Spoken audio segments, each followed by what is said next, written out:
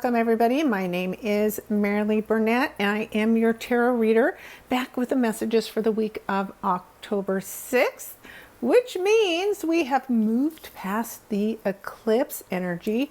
However, it will stick with us until we get into that full moon in Aries. So expect another busy, impactful week where there is lots for us to discover. Of course, if you want to know more, you want to make sure that you click on that subscribe button now. And most importantly, go out to my website, marileeburnett.com. And then that way you can sign up to receive for free all of my written resources, like the October monthly horoscope that is out there. You can go back and review the eclipse articles.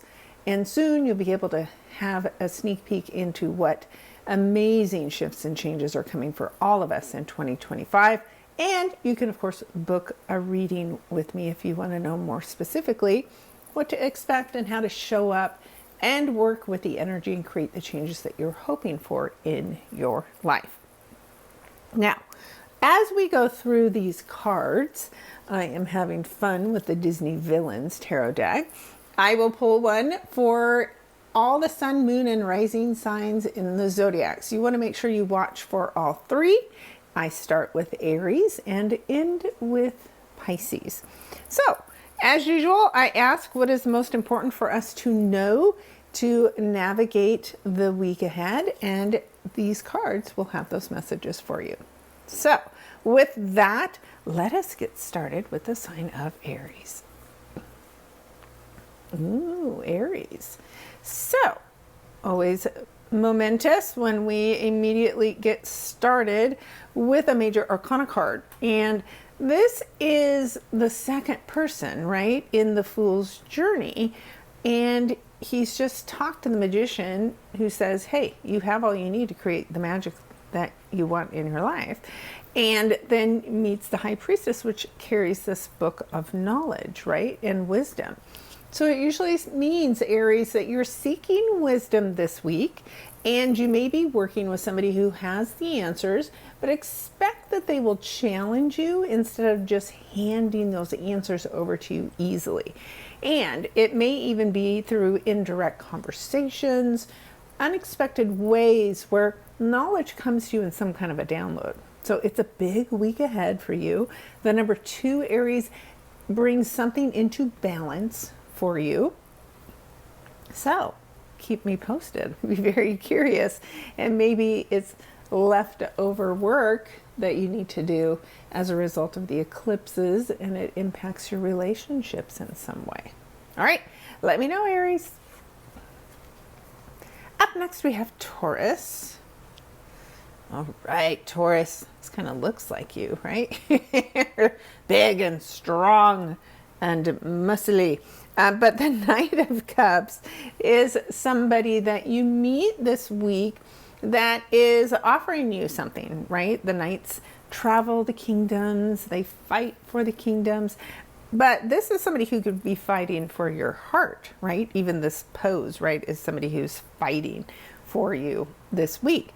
So this is somebody that you definitely want to have in your corner. It's somebody that you can trust because they lead from their heart. And so that means it's safe for you to open up your heart this week as well, Taurus. Will you let this in?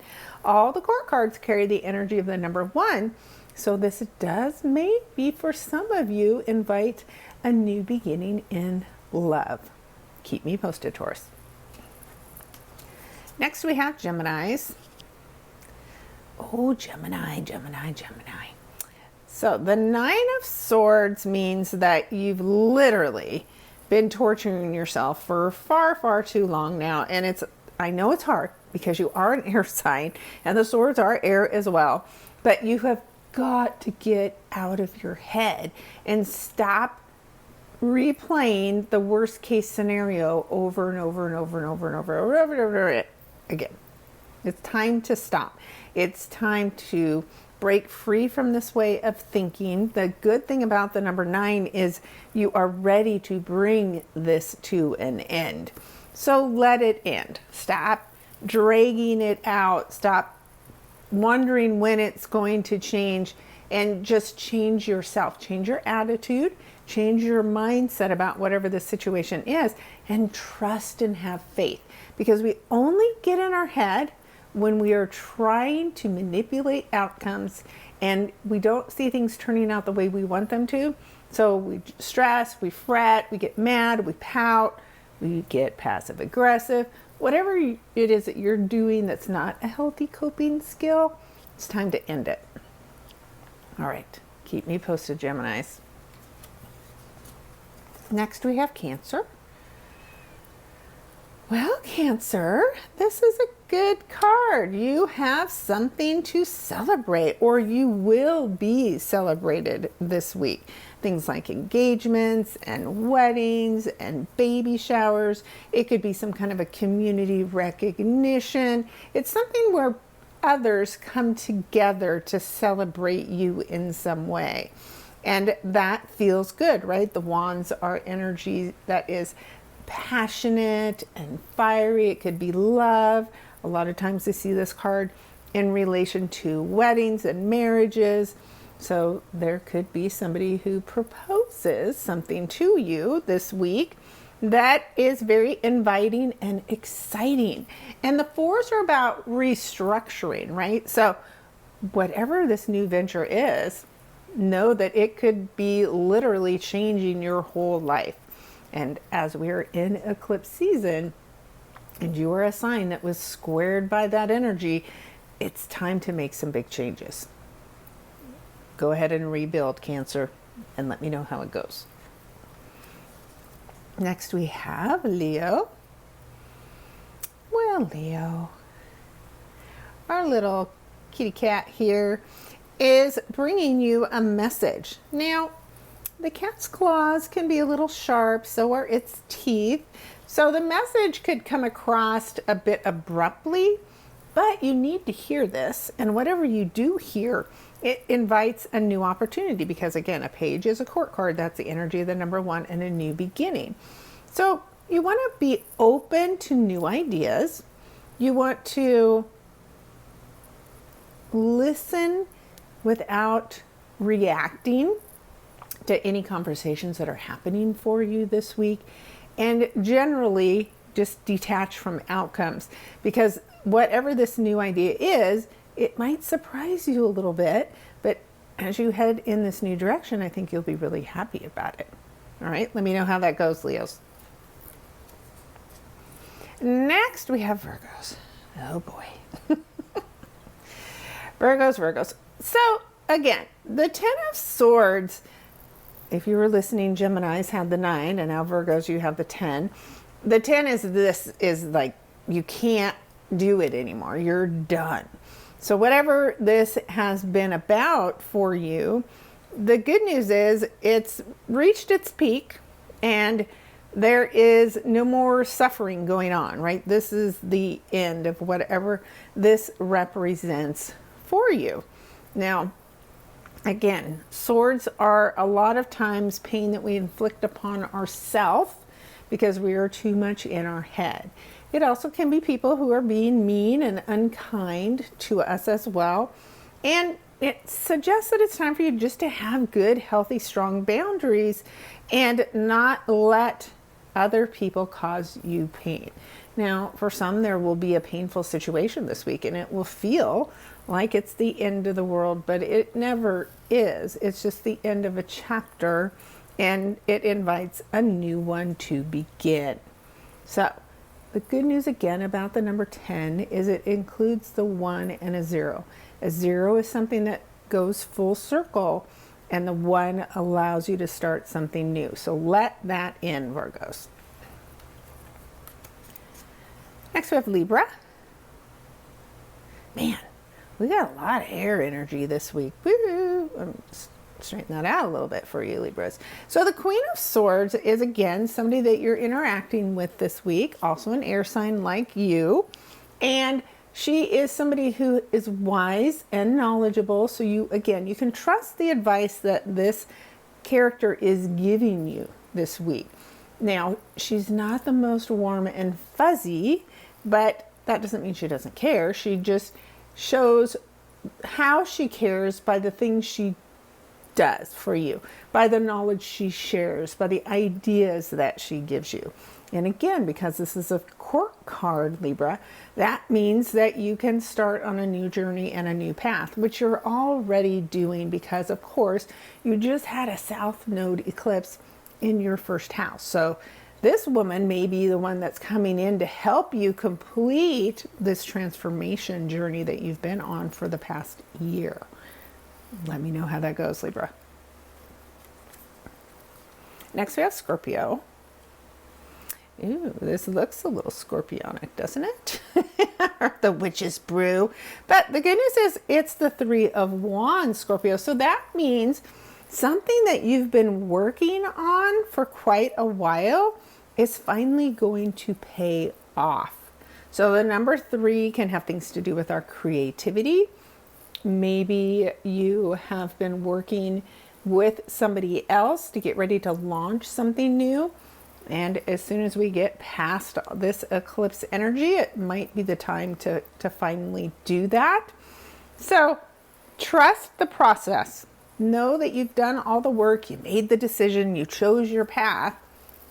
And now this is that moment where whatever or wherever that path led you to, now you see the result of your work, and that's really motivating. So hopefully with this energy of the 3, you are connecting to spirit and listening to your guides as well. Can't wait to hear how this is going for you, Scorpios. Next is Sagittarius. Nice energy for you, Sagittariuses. You have the 6 of Cups. So this is a time of giving and receiving love, right? It's really feel good energy. You could be connecting with things from your childhood, with people. You could just be reminiscing with people that you knew in childhood. Whatever you're doing, it feels really, really good. And the number 6 is about joy and love and happiness. So if you're in a really good place right now and you have lots to celebrate, what can you do to share that positive energy with other people and help them experience the same joy that you're currently experiencing? Share the wealth, and you'll be amazed at how much even more starts coming your way. All right, Sag, keep me posted on what you're celebrating. Next, we have the major arcana card of the Tower for you, Capricorns. So this is shaking things up for you, Capricorn. It is not too big of a surprise because you have been doing a heck of a lot of work with Pluto in your sign for what feels like forever. But it's really only been since 2008. So the good news is this week, that planet is ending its retrograde and will be moving forward between October 11th and November 19th. So it's time for you to finish the work, to break free from situations that no longer serve you and move forward. And it can feel a little chaotic and a little unsteady. So don't try to stay stuck. You'll just make it worse. Definitely trust your guides and your intuition. The number 7 is about going within and learning there what it is that you need to break free from, Capricorns. So get ready. Things are finally going to lighten up. Keep me posted. Up next, we have Aquarius. All right, Aquarius, you have the Empress card, and I would have to go back and look if you guys saw this last week too. These past 2 cards actually I think are repeats, but not in the same sign. So you, though, Aquarius, have this opportunity to give birth to something new. Now, some of you may literally be giving birth. Some of you may be getting pregnant. And others of you are taking something that you've been working on, right, and birthing it to the world, some kind of creative gift that you have. Now's the time. So this is a sign. If you've been waiting, should I, shouldn't I? Should I share this with others? The answer is yes. and the time to do it is right now. And again, this is a major arcana card, so this is big, this is important. You don't want to miss this opportunity. And that number 3 energy is, again, connecting to spirit and being guided on what it is that you want to share with the world. I can't wait to hear what that is, Aquarius. Last and never least, it is you, Pisces. And for you, Pisces, we have the 6 of coins, which is also known as the 6 of pentacles. So like Sagittarius, you have that number 6 energy, which is about joy and love and happiness. And yours is tied to your finances. So again, think about your current financial situation. Are you in a really good place?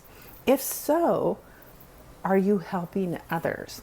And if not, and you've been in need of some financial support, then you can trust that this week, that support is going to show up for you.